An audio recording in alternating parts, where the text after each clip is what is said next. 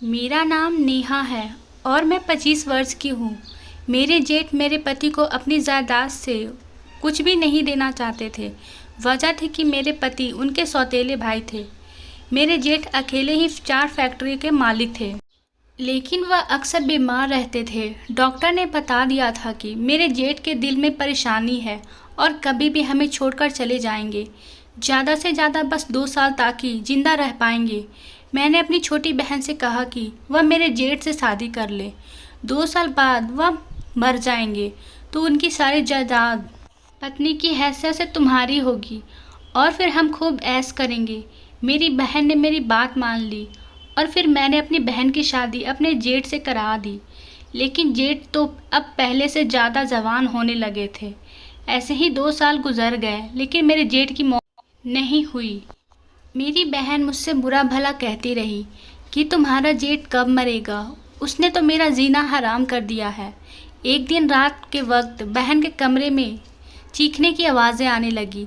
मैं भागकर अपने जेठ के कमरे में गई तो देखकर मेरी जान निकल गई, क्योंकि जेठ ने तो मेरी बहन को, मैं गरीब परिवार से ताल्लुक़ रखती हूँ, हम 2 ही बहनें थे।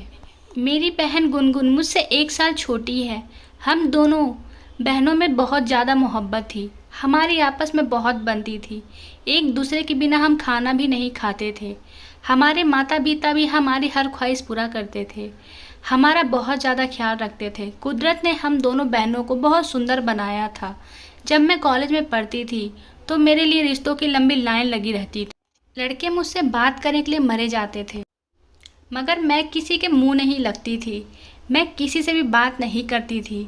इसकी वजह यह था कि मैं बहुत अमीर लड़के से शादी करना चाहती थी। मेरी ख्वाहिश थी, लेकिन मैं अपने सपने पूरे करने के लिए कोई गलत रास्ता अपनाना नहीं चाहती थी। मैं सही तरीके से अपने मंजिल को हासिल करना चाहती थी।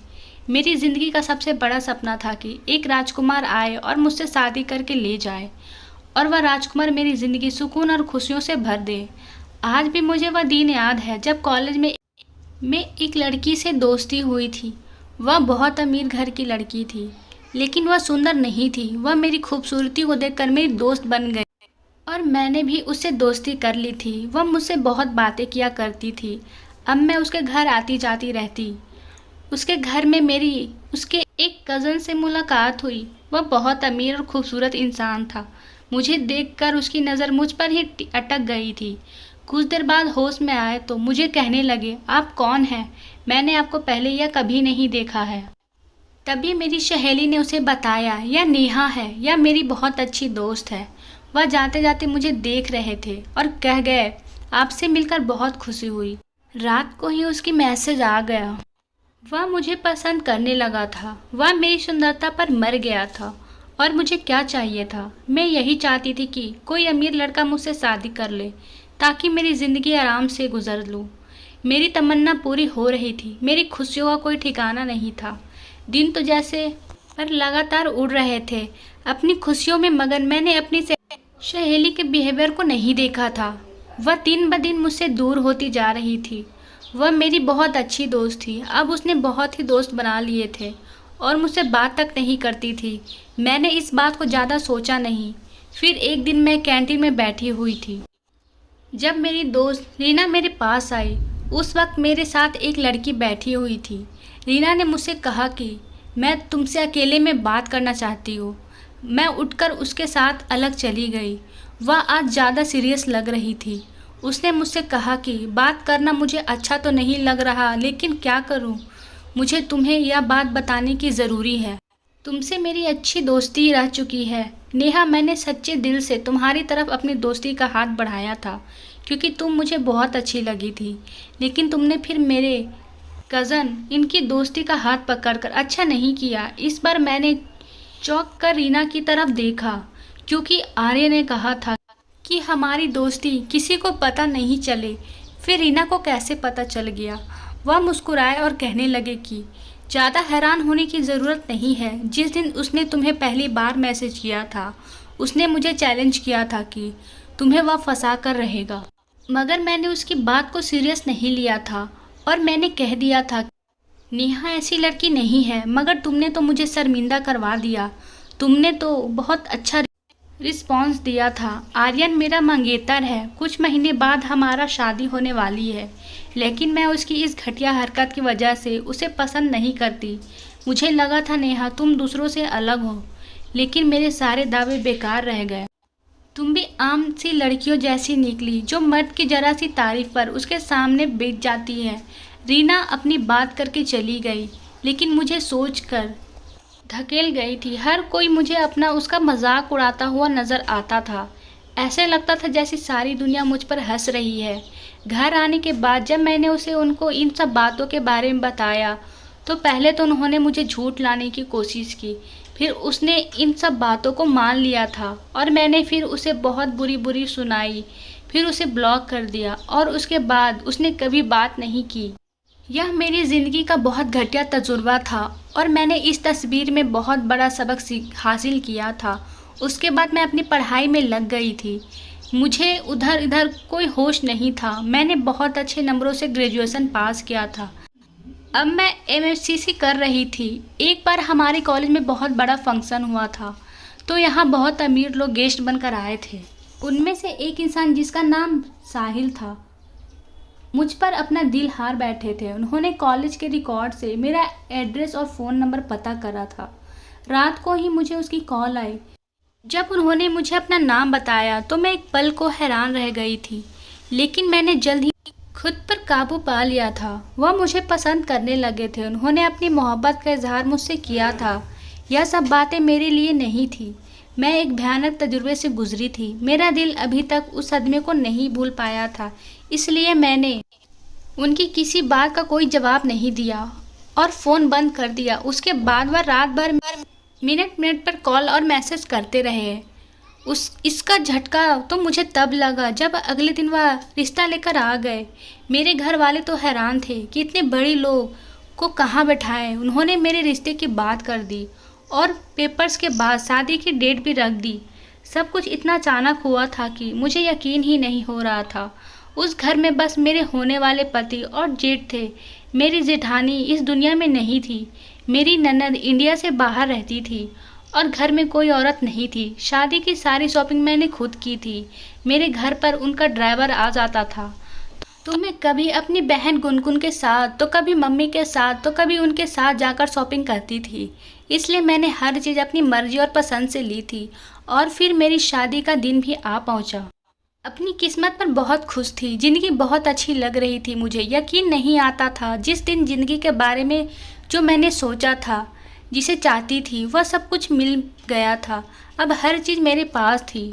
जब भी गुनगुन घर आती है वह मेरी हर चीज़ को देखती रहती और मुझसे कहती, दीदी तुम कितनी खुशकिस्मत हो।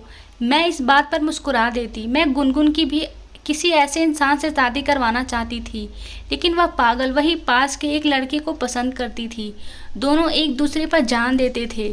सोहन की बहुत मामूली सी जॉब थी। मैं कहती थी, सोहन तुम्हें क्या दे सकता है, वह तो तुम्हारी कोई भी ज़रूरत पूरी नहीं कर सकता। मेरी मानो तो उसे छोड़ दो, मैं तुम्हारे किसी अच्छे घर में रिश्ता करवा दूंगी। लेकिन वह हर बार मना कर देती थी। मोहब्बत और दिल की खुशी सबसे बढ़कर होती। अक्सर मेरे जेठ और गुनगुन का आमना सामना हो जाता था। वह एक भरपूर नज़र उस पर डालते और अपनी नज़र बदल लेते थे। इस बात को गुनगुन नोट किया करती थी और जब उसने इस बात का जिक्र मुझसे किया तो मैंने हंसकर टाल दिया। मेरे जेठ अच्छी खासी उम्र के थे, लेकिन वह अपने आप का बहुत ज़्यादा ख्याल रखते थे। रोज़ाना जिम जाते थे, रोज़ाना सुबह शाम एक्सरसाइज करते और अपने खान पान के बारे में बहुत ज़्यादा ख्याल रखते थे। देखने में वह मेरे पति से कुछ साल ही बड़े लगते थे। मेरी शादी को 3 साल होने वाले थे और अब तो एक बच्चे की माँ बनने वाली थी। हम दोनों इस बात से बहुत ज़्यादा खुश थे। मेरे पति ने मुझसे बताई, मेरे जेठ को हार्ट का मसला है और उनके दिल ने काम करना बिल्कुल छोड़ दिया है। यह सुनकर तो मेरे पाँव के नीचे से ज़मीन निकल गई। मेरे पति बहुत ज़्यादा दुख में थे। अपने भाई की वजह से वह रो ही रहे थे। जेठ जी का व्यवहार भी मेरे साथ बहुत अच्छा था। वह मेरा बहुत ख्याल रखते थे। यह खबर सुनकर मुझे भी बहुत झटका लगा था, लेकिन अब क्या होगा यह सुनकर मेरे जेठ खुद ही डॉक्टर के पास जाते थे और उन्होंने खुद ही कहा था कि उनके पास जीने के लिए 2 साल बचे हैं। मेरे पति ने कहा कि किसी बाहर देश में चलते हैं और वहाँ तुम्हारा इलाज कराते हैं। मगर मेरे जेठ ने एक नहीं सुनी। उन्होंने कहा कि अगर उनकी ज़िंदगी हुई तो उन्हें कुछ नहीं होगा। एक दिन मेरे जेठ ने एक वकील को घर पर बुलाया और वसीयत लिखवा दी कि मेरे मरने के बाद 4 फैक्ट्री या किसी और के नाम कर दी जाएगी। क्योंकि राहिल मेरा सगा भाई नहीं है, इसलिए मैं चाहता हूँ कि सारी जायदाद में मेरे गरीबों को बांट दूँ। राहुल के नाम बस एक ही बंगला रहेगा। जेठ की ऐसी वसीयत से मैं और राहुल दोनों परेशान हो गए। उनके मरने के बाद हमारे हालात बहुत ख़राब हो जाने थे। तभी मेरे दिमाग में एक आइडिया आया कि मैं अपनी बहन गुनगुन की शादी अपने जेठ से करवा दूंगी। 2 साल की तो बात है। 2 साल के बाद जब जेठ मर जाएगा तो बीवी की हैसियत से सारी जायदाद गुनगुन की हो जाएगी और हम सब ऐश करेंगे। राहुल और मैंने बहुत मुश्किल से जेठ को शादी के लिए मनाया और जब मैंने गुनगुन से यह बात की तो वह सुनकर हैरान रह गई। वह शादी के लिए तैयार नहीं थी। वह सोहन के साथ सच्ची मोहब्बत करती थी और उसी से शादी करेगी। मैंने उसे मानने की हर मुमकिन कोशिश की, फिर वह आखिरी मेरी बात मान गई। फिर मैंने अपने माता पिता से बात की। उन्हें भी बड़ी मेरे पति मेरे जेठ के सगे भाई नहीं हैं, इसलिए मेरी बहन की शादी मेरे जैसे करवा दे।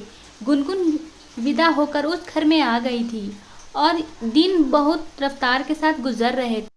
दिन तो 2 साल के आगे जा रहे थे। मैं और गुनगुन तो परेशान थे कि क्या हो रहा है। हम दिन उंगलियों पर गिन कर गुजारा कर रहे थे, लेकिन जेठ जी तो हटे करते थे। वह जब घर पर होते तो ज़्यादा वक्त अपनी पत्नी गुनगुन के साथ होते थे और जब बाहर होते तो मेरे बेटे को उठाए रहते थे। उन्हें अपने भतीजे के साथ बहुत ज़्यादा मोहब्बत थी। पहले तो गुनगुन बुझी बुझी सी रहती थी, लेकिन अब ऐसा लगता था कि वह अपनी ज़िंदगी की तरफ वापस लौट रही है। लेकिन हमारे जहन में यही बात रहती थी कि आखिर क्या वजह है कि मेरे जेठ कहीं से भी बीमार नहीं लगते। तब मैंने गुनगुन से कहा कि उनकी मेडिकल रिपोर्ट को ढूंढो और देखो कि उनमें क्या लिखा है। एक दिन गुनगुन के हाथ एक फ़ाइल लग गई थी, लेकिन अचानक से मेरे जेठ ऊपर से आ गए। उन्होंने वह फ़ाइल गुनगुन के हाथ से ले ली थी और लॉकर में रख दी थी और गुनगुन को उन्होंने प्यार से बुलाया था। गुनगुन को वह कभी डॉक्टर की चेकअप के लिए साथ नहीं ले जाते थे। एक बात जो मुझे बहुत परेशान करती थी कि मेरे पति बहुत ज़्यादा परेशान रहने लगे थे। वह बहुत ज़्यादा गुस्सा करने लगे थे। उनका अपने भाई के साथ भी किसी न किसी बात पर झगड़ा रहने लगा था। उस दिन भी वह कमरे में किसी बात पर झगड़ा कर रहे थे। मेरे कमरे में अचानक जाने पर वह चुप हो गए। मुझे अंदाज़ा हो गया कि यहाँ पर कोई सही बात नहीं हो रही थी, लेकिन मैं सोच में पड़ गई थी। बहुत ज़्यादा मोहब्बत करते थे, उनकी हर बात मानते थे, अपने भाई के साथ ऊंची आवाज़ में बात नहीं करते थे। लेकिन उन्हें अब क्या हो गया था? वह ऐसा व्यवहार क्यों कर रहे थे? मैंने इस बारे में कई बार उनसे पूछा, मगर उन्होंने मुझे कोई सही जवाब नहीं दिया। आज जब मैंने अपने कमरे में आने के बाद इस बारे में पूछा तो पहले वह चुप हो गए, फिर वह कहने लगे, तुम जानती हो भाई की बीमारी के बारे में और तुम यह सोचती होगी कि उन्हें डॉक्टर ने यह क्या कहा था कि वह 2 साल तक जिंदा रहेंगे, लेकिन अभी उनकी बात पूरी नहीं हुई थी। यहाँ दरवाजे पर कोई आया था। जब मैंने दरवाज़ा खोला तो सामने गुनगुन खड़ी थी। उनका चेहरा पीला पड़ रहा था। वह कहने लगी, मेरे साथ अस्पताल चले, मेरी तबीयत बहुत ज़्यादा ख़राब है। उसकी ख़राब तबीयत देखकर मैं परेशान हो गई और उसी वक्त से उसे अस्पताल ले गई। मगर डॉक्टर की बात सुनकर हमारे पाँव के नीचे से ज़मीन निकल गई। गुनगुन माँ बनने वाली थी। यह खबर मेरे लिए क़यामत से कम नहीं थी, मगर गुनगुन सुनकर खुश हो गई थी और मैं उसकी खुशी पर हैरान रह गई थी। घर आने के बाद जब मैंने इस बात को अपने पति को बताया, उनके बदलते चेहरे की रंगत देखकर मैं डर गई थी। उनके चेहरे का तनाव आ गया था। वह बहुत ज़्यादा गुस्से में लग रहे थे। मैंने उन्हें देखकर कुछ भी कहना, सुनना या पूछना ज़रूरी नहीं समझा और लाइट ऑफ कर दी और सोने के लिए लेट गए। अगले दिन भी उनका व्यवहार ऐसा ही रहा था। वह बिना नाश्ता किए ही चले गए थे, जबकि मेरे जेठ बहुत ज़्यादा चमक रहे थे। खुशी खुशी अपने ऑफिस के लिए चले गए, जबकि मैंने सारा दिन अपने पति की अधूरी बात को समझने को निकाल दिया। आखिर मुझे क्या कहने लगे थे? वह मुझे कुछ बताने वाले थे, मगर फिर ऊपर से गुनगुन आ गई तो उनसे कुछ पूछ नहीं सकती थी। वह बिना नाश्ता किए हुए चले गए थे। मैं उनके बारे में सोच सोच कर परेशान हो रही थी। मैंने 2-3 बार कॉल की, लेकिन उन्होंने मेरा फ़ोन ही नहीं उठाया। मैं गुनगुन के होने वाले बच्चे के बारे में सोच रही थी, लेकिन इससे पहले मेरे जेठ को कुछ हो गया तो वह अकेली इस बच्ची को कैसे संभालेगी, उनका ख्याल कैसे रखेगी, और मैं अपने माता पिता को क्या जवाब दूंगी। वह गुनगुन की शादी इतनी उम्र दराज आदमी से कराना नहीं चाहते थे, मगर मैंने उन्हें बहुत मुश्किल से मनाया था। अब मैं उनके सामने क्या झूठ बोलूँगी। मगर हैरत तो मुझे गुनगुन के व्यवहार से भी वह जरा सा भी परेशान नहीं थी, वह बहुत खुश लगती थी। लेकिन क्यों, यह बदलाव कैसे आया, मैं यह समझ नहीं पा रही थी। अभी कुछ दिन पहले तक तो वह बहुत परेशान थी। अब आज मैंने जब गुनगुन से अपने जेठ की रिपोर्ट के बारे में पूछा तो वह चुप हो गई। उसने मेरी बात का कोई जवाब नहीं दिया और बात ही बदल दी। मुझे अपनी बहन गुनगुन, अपने जेठ और अपने पति का व्यवहार बहुत परेशान कर रहा था। इनके बदले व्यवहार से मैं बहुत परेशान थी और सोच सोच कर मैं पागल होने को ही थी। मगर कोई मेरी बात को जवाब देने को तैयार ही नहीं था। आखिर चल क्या रहा है यहाँ पर जो मुझे समझ में नहीं आ रहा था। कुछ तो ऐसा था जो मैं समझ नहीं पा रही थी, जो मेरे सामने था मगर मुझे नज़र नहीं आ रहा था। मैं इस रात से पर्दा हटाने को बेताब थी। अगले आने वाले दिन मुझे बहुत हैरत में डाल गए थे जब मेरे पति ने कहा कि हम लोग यहाँ के नए घर में शिफ्ट हो रही हैं। इस घर में मेरा दिल नहीं लग रहा। मैं हैरत का झटका तो मुझे तब लगा जब मुझे पता चला कि गुनगुन और मेरे जेठ इसी घर में रहेंगे। सिर्फ हम लोग यहाँ से जा रहे हैं, हम लोग उनसे अलग हो रहे हैं।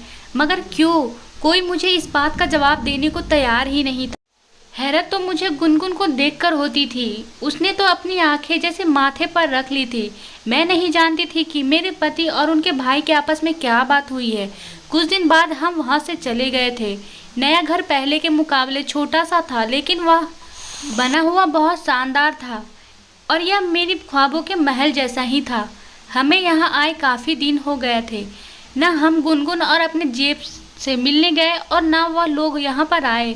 मैंने जब अपने पति से इस बारे में पूछा तो उन्होंने मुझे सख्ती से मना कर दिया। मैं इस बारे में उनसे ना पूछूं। मैं सारा दिन सोच में डूबी रहती थी और उलझती रहती। आज के दिन मेरे पति का मूड थोड़ा बेहतर था, इसलिए मैंने सोचा कि आज इस बारे में मैं उनसे बात करती हूँ। मैंने उनसे पूछा कि आप उस दिन क्या कह रहे थे जब मुझे गुनगुन के साथ उस दिन अस्पताल जाना पड़ गया था। मेरी बात सुनकर बहुत चुप हो गए और कहने लगे, आखिर कब तक मैं यह बात तुमसे छिपा लूँगा।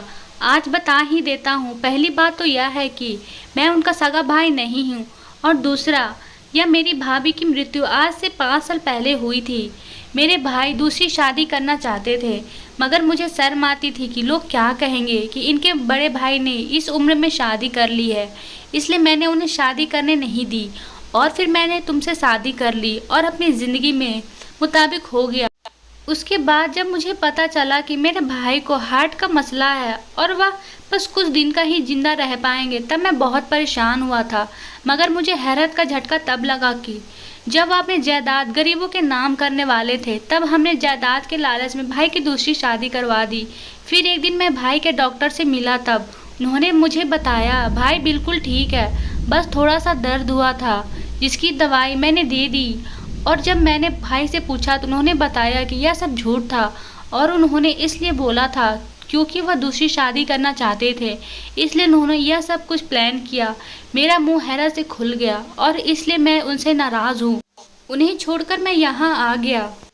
यह सुनकर मैंने कहा, आपको ऐसा नहीं करना चाहिए था। उन्होंने जो किया सो किया, लेकिन आपने जो किया वह गलत है। दूसरी शादी वह कर सकते हैं। पाप करने से बेहतर है कि इंसान शादी कर ले। मेरी बहन गुनगुन अब मेरे जेठ के साथ अपनी ज़िंदगी बिताना चाहती है।